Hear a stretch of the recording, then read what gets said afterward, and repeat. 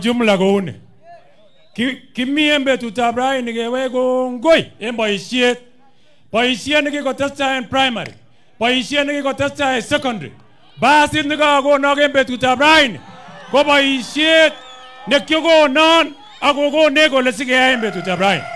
Kit nekimoche ngunon ko kakeyai tuguchu tugul ko lookyok ak konetik kemoche results chekororon en sukulishechu tuwan aeng.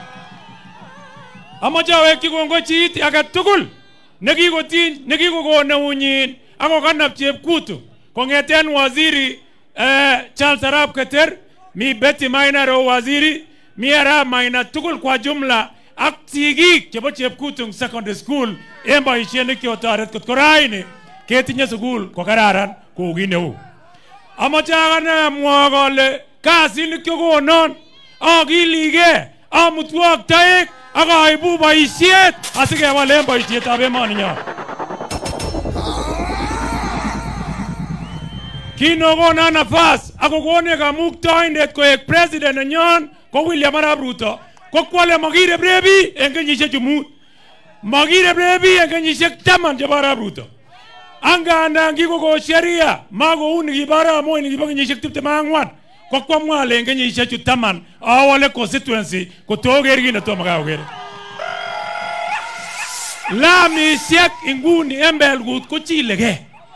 Ako mi lamit nemalo arawani nyone amwok nebo wardini nebo Kapsuser kora newale wardini ngwong en ngalekab boisionik. Kimoche kekanapke ak ketige ak oleon kityo ole neuneko koro. Kole kwanani ole bwonundo chekara ko tertanyi. Kole kitunguru noni mateta.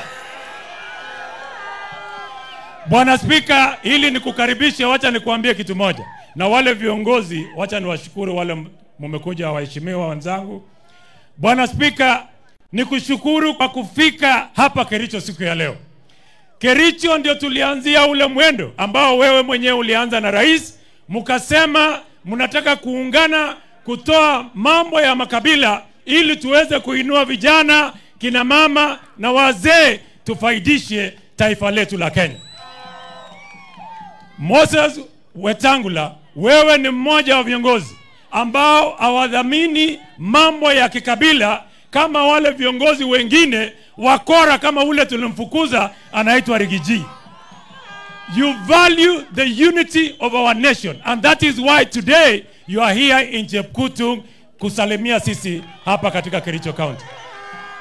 Wakati nilienda kuona speaker nikamwambia na kutaka ukuje kwangu kule Kericho Belgut constituency, hakusita mara mbili. Aliniambia weka tarehe, wale watu mimi nawapenda, nataka nikuje niwazungumzie. Na kwa sababu hii ni siku ya Speaker Wetangula, kabla sijapea viongozi wale wengine kako itondet ako mengen ile tinye ne ngwangor kage korkorobon kowekta tuguk kikoibote nange churukungorone sindaroboni ketinye ngalanet. Nichukue nafasi nimkaribishe Speaker